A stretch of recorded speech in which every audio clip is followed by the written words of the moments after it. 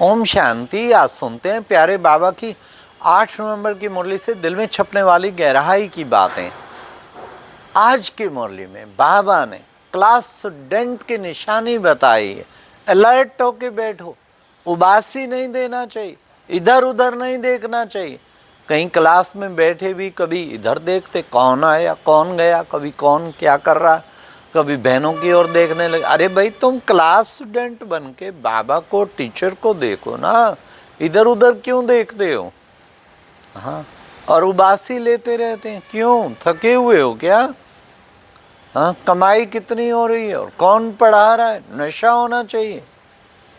आज बाबा ने सोने का तरीका भी बताया। सो बाबा को याद करते करते, बड़ी प्यार भरी बाबा से बातें करते करते सो जाओ। हो सकता है तुम्हें साक्षात्कार हो जाए, स्वप्न में भी साक्षात्कार हो जाए। बाबा कितना अच्छा बताया। कहीं तो सोते थके आए और ऐसे लुढ़कते हैं जो बात ना पूछो, ना चार्ट रखते, ना बाबा को कुछ मुरली पढ़ते। हाँ, तो एक ना लेटर लिखते बाबा को।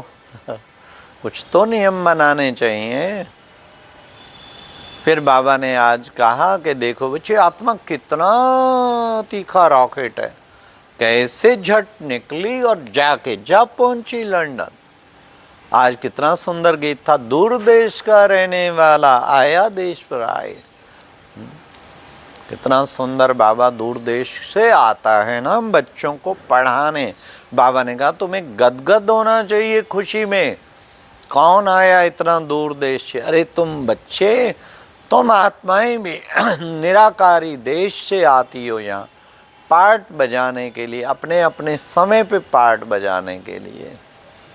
आज बाबा ने योग पे भी कितना बताया। बच्चे, तुम्हें चलते फिरते उठते बैठते बाप की याद करनी चाहिए।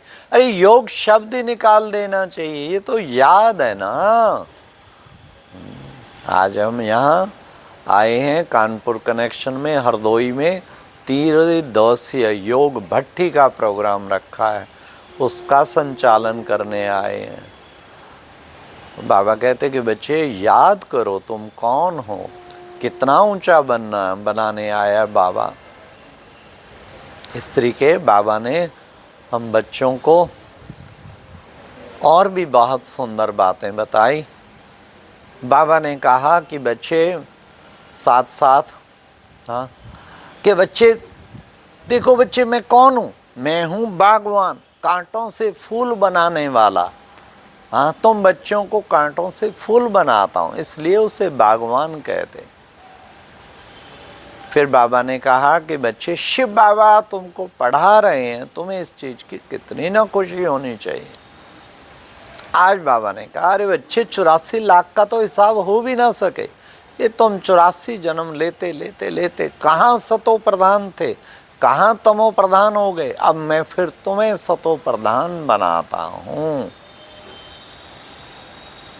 आज बाबा ने कहा ये देह अभिमान की बीमारी सबसे बड़ी बीमारी है, इसलिए बच्चे देही अभिमानी बनो तो सारी बीमारियां छूट जाएंगी। माया ने बच्चों को, बाबा ने कहा, पत्थर बुद्धि बना दिया। और बाप आके क्या करता? बाप आके ज्ञान सुनाए सुनाए सुनाए, योग सिखाए सिखाए पारस बुद्धि बना देता। तो अब हम बन गए पत्थर बुद्धि से पारस बुद्धि। इसलिए बाबा ने कहा कि बच्चों को देखो बच्चे, बगैर पवित्रता तुम वो सतयुगी दुनिया में या जा नहीं सकते और वापस भी नहीं जा सकते। इसलिए पवित्रता ही सबसे मुख्य है। आज बाबा ने कहा बच्चे गाते हैं ना क्या, तो मात पिता बालक तेरे, तुमरी कृपा ते सुख घनेरे। बच्चे, कभी तो सुख दिया होगा बाबा ने, कब सुख दिया वो भूल गए। मैं तुम्हें हीरे ज्वाराओं के महल दे के गया था, सोने की दुनिया का मालिक बना के गया था, सोने का कितने सुंदर महल थे, कहाँ गवाए? अब बाबा सब पूछते हैं। तो बाबा कहते कि बच्चे, हाँ, तो माता पिता ने सुख तो घनेरे दिए थे, तभी उसको गाया जाता है। क्या? दुख हरता सुख करता। वो सब के दुख हर के सुख कर देता है। सुखी दुनिया बना देता है, सुख धाम में हमें ले जाता है। तो सुखी तो फिर होंगे ना, सुख धाम में ले जाएगा। फिर बाबा ने कहा कि बच्चे, हाँ तुम बच्चों को, बस बच्चे हर समय बाप की याद में रहेंगे तो तुम पावन बन जाएंगे, बगैर याद के तुम पावन बन नहीं सकते। बाबा ने देखो बच्चे, गाया जाता है ना, स्वीट साइलेंस होम, बच्चे शिव की बारात भी गाते हैं। शिव बाबा आया और सबको वापस ले गया, सब आत्माएं ऐसे जाएंगी मच्छरों सदृश, पीछे उड़ती उड़ती चली जाएंगी। तो बच्चे ये वो टाइम आ गया जो शिव बाबा सबको वापस लेने के लिए आया है। तुमको अब जाना है अपने स्वीट साइलेंस होम। वहाँ कितनी शांति, शांति धाम उसको कहते हैं।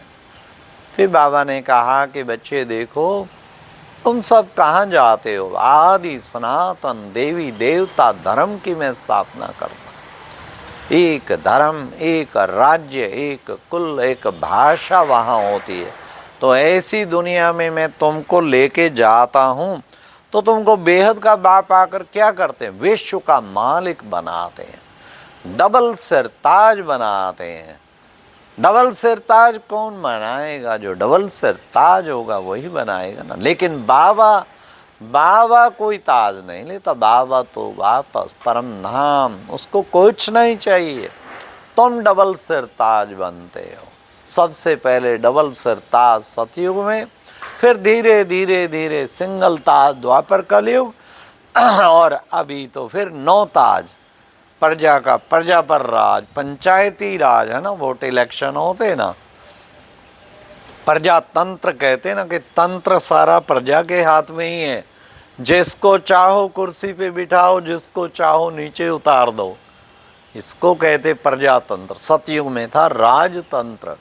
हाँ, राजा बन गए तो राजा सारी प्रजा को, राजा सुखी, प्रजा सुखी, परिवार सारा प्रजा भी सुखी होती थी। तो कितना सुंदर वो दुनिया थी।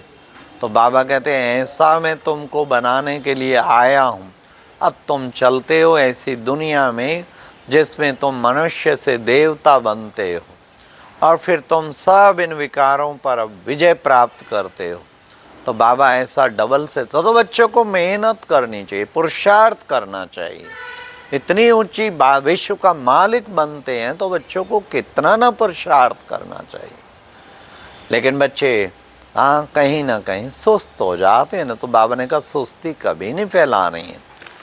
आज बाबा ने वरदान में भी कहा कि सेवा द्वारा सर्व की आशीर्वाद प्राप्त कर आगे बढ़ने वाले महादानी भाव, सेवा जो है सच्चे दिल से शिव बाबा को लगते प्यारे, दिन रात जो सेवा में गुजारे। हाँ, कितना सुंदर अभी GGRC अहमदाबाद जब कुमारों की भट्टी लास्ट में गीत बजाया, ए कुमार सेवाधारी तेरी महिमा कितनी न्यारी, तू जिधर जाए उधर बाहर ही बाहर। क्या आनंद आ गया। तो बाबा कहते कि बच्चे तुम हो ऐसे कुमार बच्चे, तुम ब्रह्मा कुमार बच्चे, चाहे कुमार चाहे अधर कुमार, लेकिन सेवा से कितनी आशीर्वाद मिलती है। उस आशीर्वाद लेने वाले ही महादानी भाव, महादान करते रहते। एक भी ऐसी आत्मा ना हो जिसको दान दिए बिना, एक दिन भी ऐसा ना हो दान ना किया हो। ढूंढ के भी दान करना है। महादानी वो दान के बिना नहीं रहेगा। फिर बाबा ने कितना सुंदर आज के स्लोगन में सुनाया, क्या अभी का प्रत्यक्ष फल आत्मा के उड़ती कला का बल है। प्रत्यक्ष फल, सेवा का प्रत्यक्ष फल, ज्ञान का प्रत्यक्ष फल, योग का प्रत्यक्ष फल, शक्तियाँ प्राप्त होती। ज्ञान का प्रत्यक्ष फल ज्ञान रतन प्राप्त होते। सेवा का प्रत्यक्ष फल दुआएं मिलती। और वो आत्मा की उड़ती कला का बल, रॉकेट बन के उड़ जाएगी आत्मा। लास्ट बाबा ने आज अव्यक्त इशारे में क्या कहा, विदेही और अशरीरी बनने का अभ्यास करो। उसके लिए क्या करना है? बाबा ने कहा कि बच्चे जब चाहें कर्म करते कर्मेंद्रियों का आधार लें, और जब चाहें न्यारे बन जाएं। इस प्रैक्टिस को बढ़ाते रहो तो विदेही बन जाएं।